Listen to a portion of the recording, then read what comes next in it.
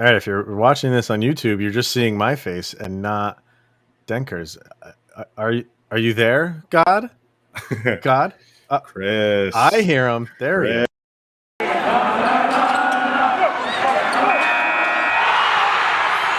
You're Locked On NHL, your daily podcast on the National Hockey League. Part of the Locked On Podcast Network, your team every day.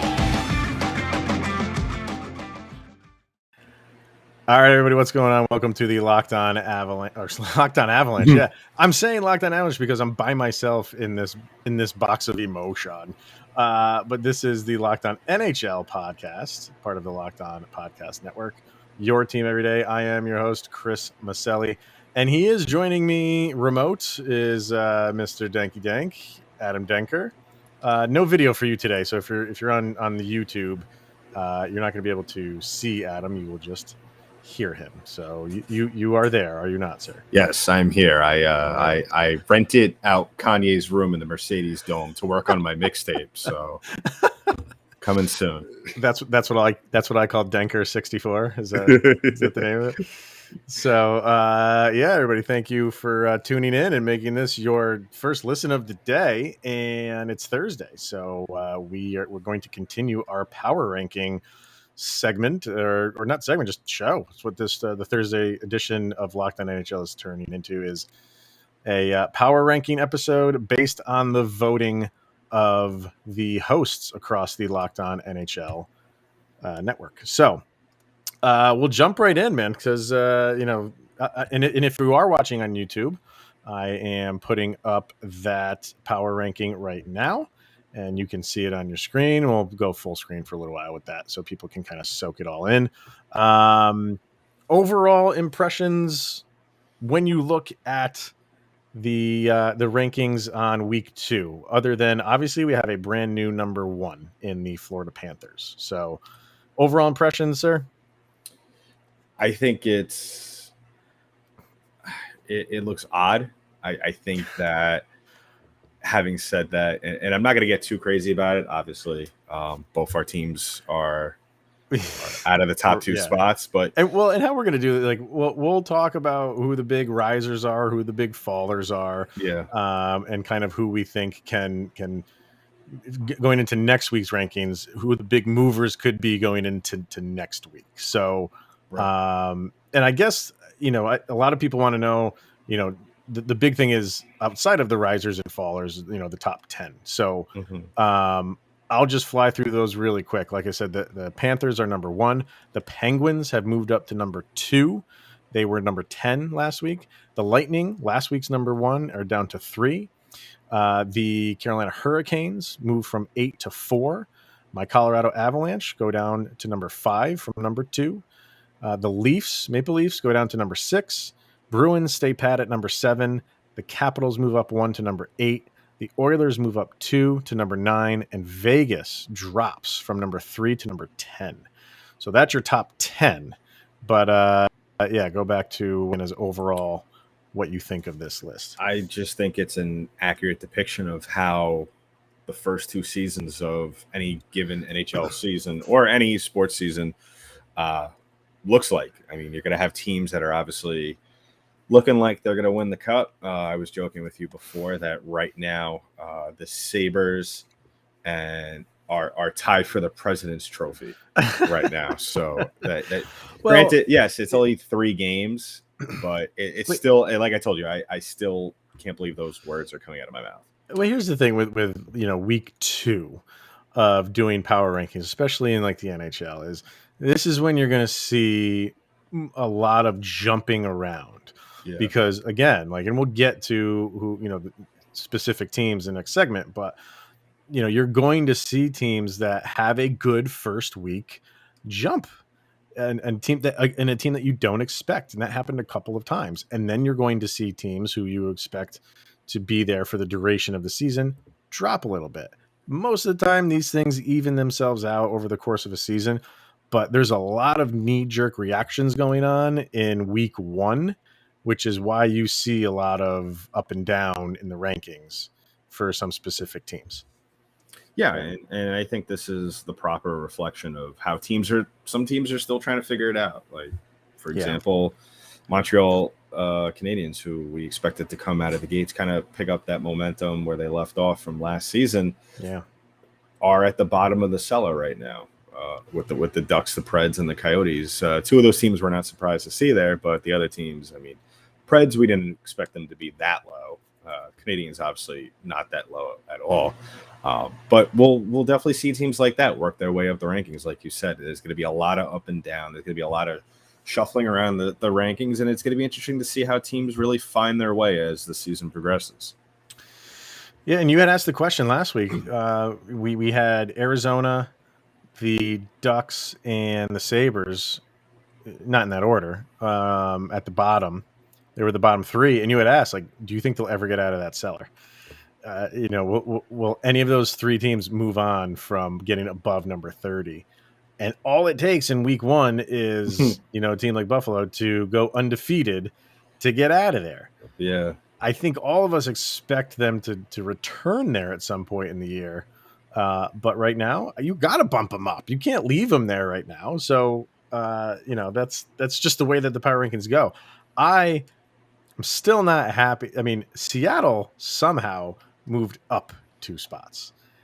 I don't get that. I am still of the mind that they should be towards the bottom because they've proven nothing so far, except on paper. Their team maybe looks good defensively on paper. Yeah. I don't know how they moved up to. I don't think they had a relatively good week. And I'm going to be watching them all year long to see where they go.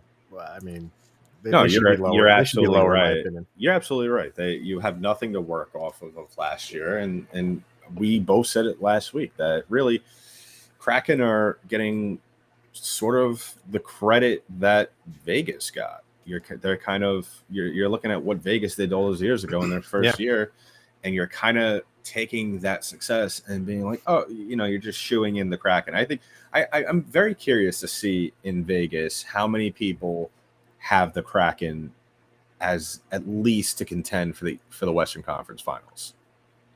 I'm curious what the odds, how many people have locked in those bets from day one. There's probably some people, but like you're saying, based solely on what Vegas did, I think that it's just written in stone that the Kraken are going to replicate that, and it's just like, no, it doesn't work that way. So, I don't know. I think overall, I think it's kind of what you expect. You expect a couple teams to, have a good week to rise. You expect those couple teams that don't have a good week to just drop. But we'll see how this all plays out. We'll get into team specific thing. Well, first we'll do the risers. So the teams that really kind of stake their claim. We already talked a little bit about Buffalo, but we'll get into them a little bit more. But first, we're going to hear from Bet Online, and we're back and better than ever with a new web interface for the start of the basketball season. More prop bets, odds, and lines, more than all of that ever before.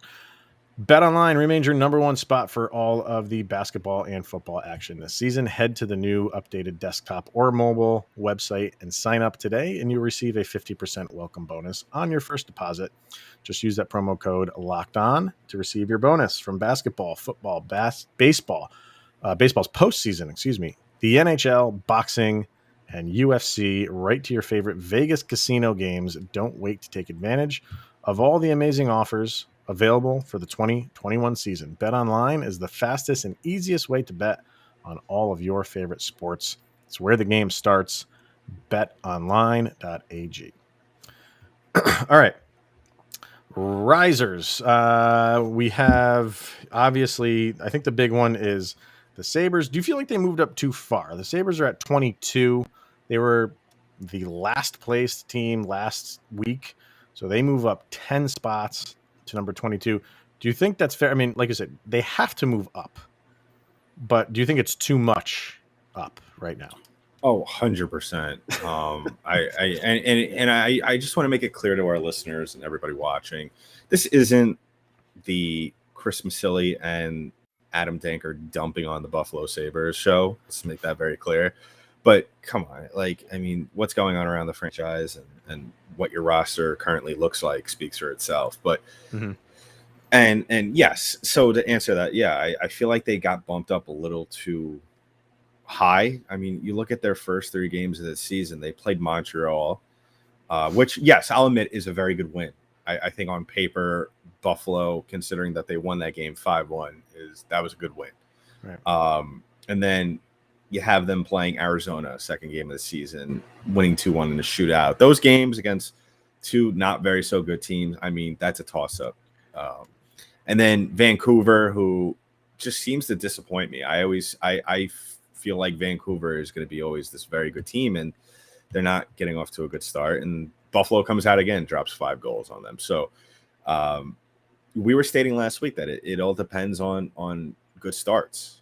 We talked, I think we referred to the Devils as one of those teams that needs a good start, but the Sabres have definitely taken that to heart. And I guess maybe this is something that they're trying to do. They're trying to prove everybody wrong that we're more than just Jack Eichel, and we're showing it on the ice. And I want to see them show up on Friday night when they play Boston. So that's going to be an interesting matchup. And then you got Jersey the next night, and then you got my boys, the Lightning, on the following Monday. So if they come out of that, 2-1 of that 3-game set, I'll be very impressed, and I'll start to put more respect under them. What are your feelings on the Sabres? Do you think that I love it? I love this.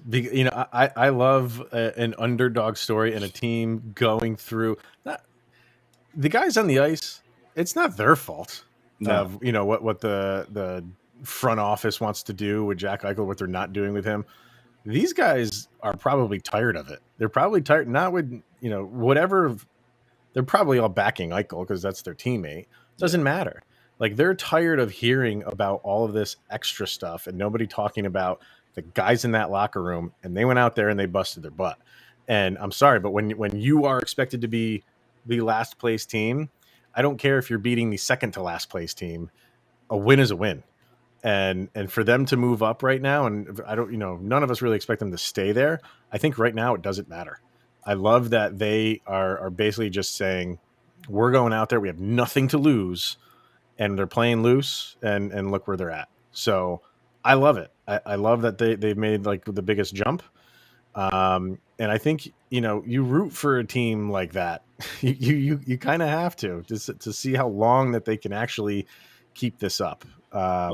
Well, I'd have to say, Chris, it's a little different when they're in the same division as your team. So, if this was Arizona, I kind of would be saying kind of the same thing, but because I think we all expect them to come back down to earth. But early on, you like to see those teams that are just expected to do nothing, do something. So I'm fine with it. I'm fine with them being where they're at. We'll talk about our new number 1 team, the Florida Panthers.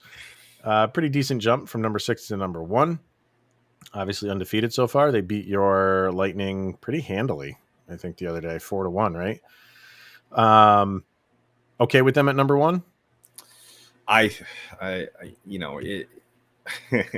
They're or should the number 1 team, number 1 overall team, should they be given a little bit of a buffer for the first few weeks? Should the Lightning stay there?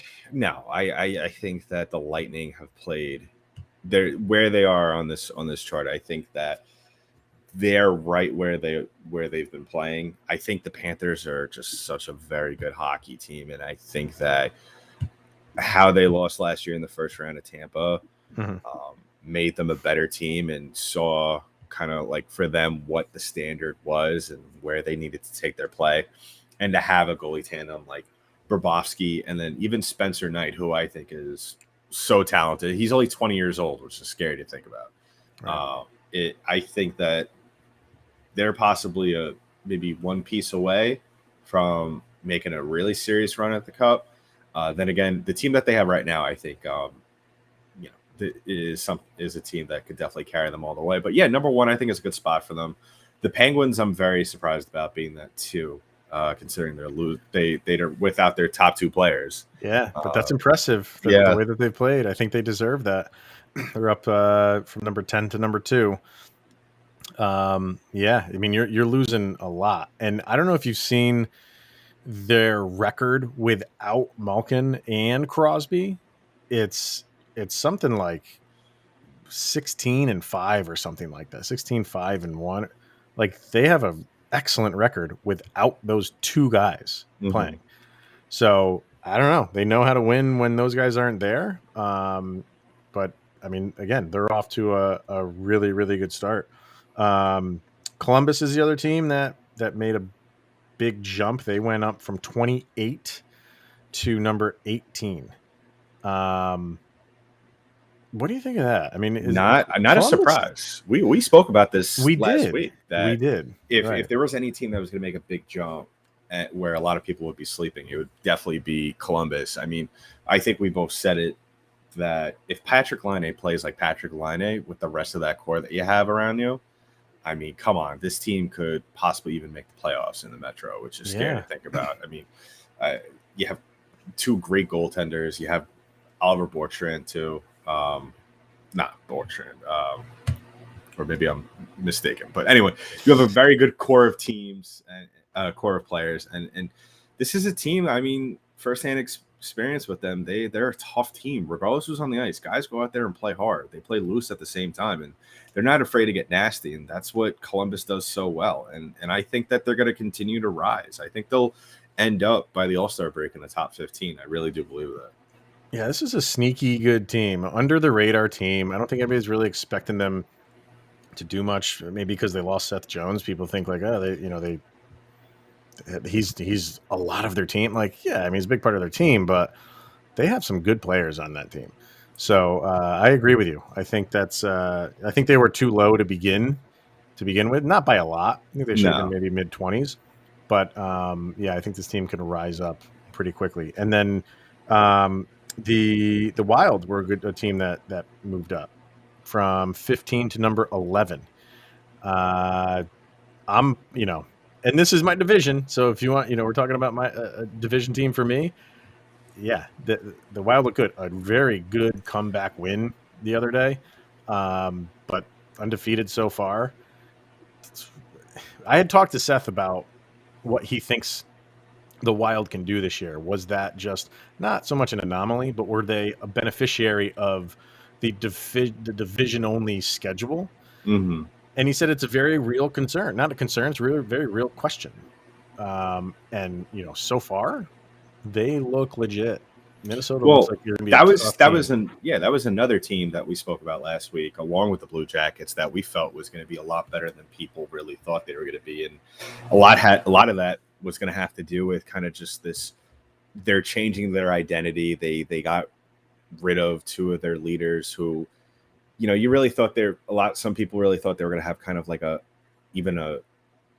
more worse year than we're accustomed to with the Wild. But I mean, these guys, and you said it yourself last week too, being so familiar with this team, they play hard. They go out there and they play hard, and they're a tough team, and they're one of those teams where I look at the Lightning schedule and having to go there and play those guys on the road in the middle of a long road trip. I mean, just to see those guys twice a year, that's going to be tough. I could only imagine playing in the same division against a team like that. They're good. They're really good. I don't think there's any hangover from last year. I think they're legit. They're here to stay. So, all right, let's get to Rock Auto, and then we will talk about the falling teams. And this was pretty easy to find the teams that are just had a bad week. And like I said, it just reflects in power rankings after 1 week that if you have a week like these, what do we have, 4 teams here, 4 or 5 teams, you are going to fall like a rock. So speaking of a rock, hey, rockauto.com. With the ever-increasing numbers of makes and models, it's now impossible for your local chain auto parts store to stock all the parts that you need. So save time and money when using Rock Auto. Why choose to spend 30, 50, even 100% more for the same parts from a chain store or car dealership? Rock Auto is a family-run business serving do-it-yourselfers for over 20 years, and Rock Auto's prices are reliably low for every customer. They have everything you need, from brake parts, tail lamps, motor oil, and even new carpet. So go explore their easy-to-use website today Find the solution to your auto parts needs. Go to rockauto.com right now. See all the parts available for your car or truck right locked on in the How Did You Hear About Us section so they know that we sent you to them. Amazing selection, reliably low prices, all the parts your car will ever need. That's rockauto.com. All right, Mr. Denker. Not four. 4 or 5. How many we got? 5, I think. Of the 5 that we were talking about beforehand, the one that sticks out to me the most was my Stanley Cup opponent for the Avalanche in the final, and that is the New York Islanders. They dropped from number 5 down to 13. Not a good week to be a Islander. They just, and I've watched a good amount of their games. They just look lost. They play a kind of not a say a slower pace game. They don't. They might play a more controlled game, and it just is not getting off to a good start for the Islanders. I feel like we've seen this movie before, though, with the Islanders. I feel like they always get off to a kind of a mediocre / bad start, and then they turn it on in the middle of the season and later in the season, obviously, and then they kind of get their act together by the time playoffs start and they get those first couple of games under their belt. I'm not worried about this team at all. I'm sure there's some Islander fans that are freaking out right now. Yeah, probably. But I'm not worried. I think they're going to find their way back up. In the top 10, I think so, and they're just going to settle down. Yeah, I think that you have a good situation around there. You have a good core. The team, I'm very shocked at where they are as far as them falling, are the Vegas Golden Knights. I cannot believe that we were talking about them being 3. Yes, they're still in the top 10, but when you look at the schedule, and I know I'm kind of contradicting myself right now by saying, these are only 2 or 3 games, let's all relax. But losing to the Kings the way you did, 6-2, I mean, without even looking at the box score and watching any of the game, that's not a good look. I mean, the Kings are going to be a tough team this year. They're going to put up a fight, but early on in the season, and I've said this about the Lightning as well and other situations this year, you being a team as good as you are as Vegas, you got to jump on the not so good teams early on. These are the games that you got to win early on in the season, because if you looked at their schedule after this, it's not going to be easy for the rest of the month. You got St. Louis tonight as we're recording on Wednesday night.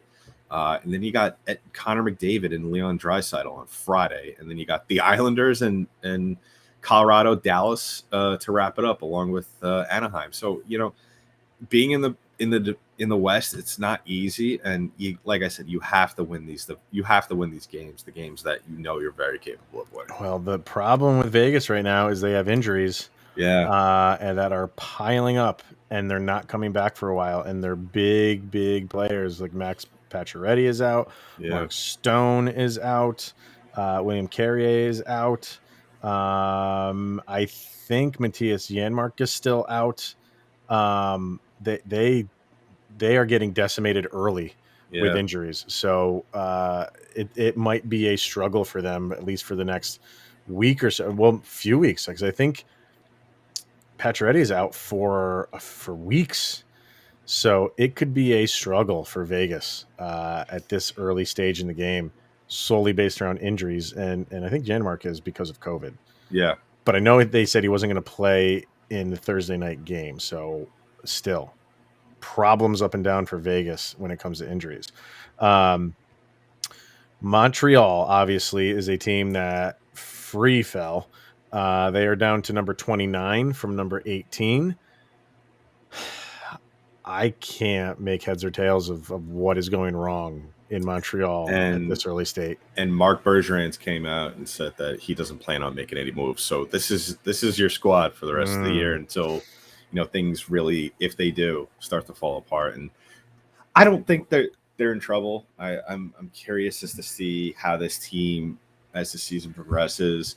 You don't know when Corey Perry's coming back, so how is this goalie tandem going to be able to play as the season goes on, and how is this defensive core really going to help out in front, especially with Shea Weber out as well. So Yeah, a lot of question marks, but I still think they have enough talent on the ice, and I really think this is going to be Cole Caulfield's real. I mean, if it wasn't last year, but I think this is the year where Cole Caulfield has to become like the leader of this team and really take the reins and really do something. And I think that's the only way really they get up. And I think I'm fully confident that they will. You think so? I mean, you would think that. I mean, they made the cup last year, but yeah, I know like they've had some like turnover in the roster. Everybody does. It's just like looked so bad, and it's like, man, like are they? Is this going to take a while to get out of this rut? I don't know. I mean, teams can turn around relatively quickly, but it doesn't look good for Montreal in the early stages. I don't know. That's just me. Maybe it's a long season. Maybe they can pull out of it. I don't know. Well, they're going to have to. They definitely have to get it together soon because we've seen teams that get into ruts and the excuse has always been, well, they're too talented, not to get it together, and they eventually don't. Yeah. So the real question is, how long can you stay in a rut before it just becomes who you are for that season? Yeah. The one, especially the one team that I'm looking at as well, that little bit of a rut to start the season, and that's the Chicago Blackhawks. You really thought, the addition of Seth Jones and Jonathan Taves coming back and the Flower being in net, you really thought they were going to be at the top of the division or at least in play for a top 4 spot. They don't even have a win yet. I want to say the two teams, like the one team that you picked and the one team that I picked, that we said we're going to go up the standings because I picked Winnipeg and I think you picked Chicago. I think, we both agreed that Winnipeg was probably going to be a conference final team. Right. And we were agreeing with both of those picks. Yeah. Both of them fell. Winnipeg fell from 12 to 21 and Chicago fell from 19 to 25. I'm with you with the Blackhawks. They got good players in the offseason and you expected them to get off to a pretty good start. And that has not happened. Everything just looks out of sync. And maybe that's a testament to having so many new players. Yeah. That you kind of have to break out of it and have those moments where you need to figure out how to play with with your new teammates and stuff like that. But I think there's a little bit of concern with how Fleury's playing early on. I think that with veteran goaltenders, I think that's always the concern. They have a couple of bad games and you think, oh, they lost it. We saw this in the last couple of seasons of Henrik Lundqvist in New York. And yeah, his last season in New York wasn't exactly stellar, but there would be times with and I think it really comes down to playing these guys at the right time against the right teams. I think that's what it comes down to. I think now we're going to have to look at Fleury as not obviously an everyday goaltender. And we saw that in Vegas. They played him at the right times and he flourished there. And I think that's what you really have to look at him at his stage of his career. He's not an everyday goalie anymore. And, okay. Maybe it's just a matter of exposing him too much. Maybe play him every couple of games or so, not every night. Because he at this stage in his career, his body breaks down a lot faster than it used to. Right. So, having said all that, let's pick a team where they think we're going to kind of make their ascent up the standings for next week. If you had to pick one team that wherever, middle of the pack, outside the top 10, wherever they are, who do you think is going to have a good week next week, where we'll be talking about them that they made a big improvement? I'm going to have to say the Devils. I really like what I've seen. Hughes is hurt. Yeah, but they've been playing hard, and I really like how they've just been spacing stuff on the ice. And Mackenzie Blackwood has looked a little shaky here and there, but still, I think that. And is he out too? I think. You know what? It's one of those seasons where the first couple of weeks, everybody is hurt. And I don't know why I thought I heard somewhere that he is hurt. I thought it had was it the shot thing? It was with COVID, where he's not entirely sure what. It's a very weird, strange situation that I hope gets resolved soon. But hey, they had a couple of very good wins. Beating the Blackhawks in OT, and then beating the one of the top teams in the league in the Seattle Kraken. And I would like to see how they play against the Capitals tonight as we're recording this on Thursday, because the Capitals got off to a good start. They played the Rangers very well, and they're showing. We both said on the last show that they're a team where we expect them to possibly show their age, and they haven't thus far. Yep, I would agree with that. I think, I don't know. We'll see how I think they're playing right now. I like Philadelphia right now. Me too. I think they're playing as we're recording. They are up 4-3, 9 minutes left against Boston. So if they win that game, and then let me get to their schedule here. And while you're looking at their schedule, I just wanted to correct myself. I meant to say Jonathan Bernier instead of Blackwood. Okay. I thought Bernier's been playing very well, and kind of that tandem between him and Wedgwood. So they lost.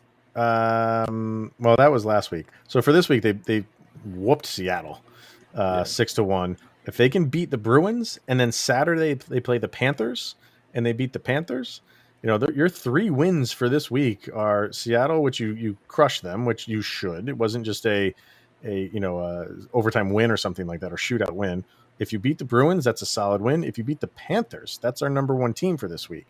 Yeah, you move up, in my opinion, if the Flyers have a good week. Hey, I'll put them in the top 10 if they beat the Panthers. I'll tell you right now. All right. All right. I'll hold you to that. So I think those are our risers. Anybody quickly that you think is going to have a free fall of epic proportions like Montreal or anybody next week? I think the Wild are going to level out a little bit. I think you're going to see maybe a little falter there. They're going to be a team that's going to go up and down throughout the season, I think. I still think they're going to make a play for a playoff spot, but they're going to be one of those teams that we're just going to talk about all season long, up and down, up and down. And I would like to – I think the Jackets are going to be in their spot by next week. Yeah. I'm not sold on Vancouver. Vancouver is at 23 right now. They moved up a spot to 23. But I don't know. They lost badly to Buffalo. Yeah, they lost to Buffalo. They're playing the Blackhawks. I think. When is that? Tonight? Let me see. Yeah, they're like I said before. They're one of those teams that they just underperform. What about the Jets, man? Like, are we seeing a? I think the Jets will right that ship. I'm not. I'm not diving off of that after 1 week. I'm sticking with Minnesota, with Winnipeg. But yeah, I don't know. I just Vancouver doesn't do anything for me. I don't. They have some good players, but they never seem to get it together. No, and they should, because they have a tremendous goalie and pretty good defense in front of them. But they just can't. I don't know. Not impressed. So. We shall see, though. Those are our picks for next week, and kind of diving into this week's power rankings. So let us know what you guys think. Find us on social media. You can find me over on the Avalanche page, LOPN_Avalanche. Mr. Denker, where can they find you? You can follow the Lightning page at L_Lightning on Twitter. Follow us on Instagram at LockedOn_Lightning. Tune in this Saturday night. Might be a little bit of an intense back and forth between me and Chris on Saturday night as the Avalanche and the Lightning play each other for the first time in a couple of seasons. Yeah, so that'll be fun. Yeah. If the Avalanche do what they did Wednesday night, I'm not expecting anything. That's horrible. That's horrible. Hey, as long as Nathan McKinnon isn't pushing my young players into the bottom of the boards. If anything, he is ticked off after the way they played the other night. So you might feel the wrath of McKinnon. He's not taking anybody out to TGI Fridays. All right, everybody. Thank you for tuning in. Here's your last look at those power rankings, and we'll be back next week. An all new updated. Tell us what you think. Yeah. All right, everyone. Have a good night. Thank you for making this your first listen of the day, and we'll talk to you guys next week. Later.